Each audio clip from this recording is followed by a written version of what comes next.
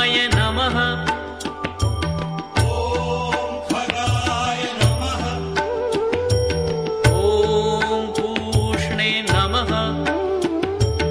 ॐ पूष्णे नमः। ॐ हिरण्यगर्भाय नमः। ॐ हिरण्यगर्भाय नमः। ॐ मरीचये नमः। ॐ मरीचये नमः।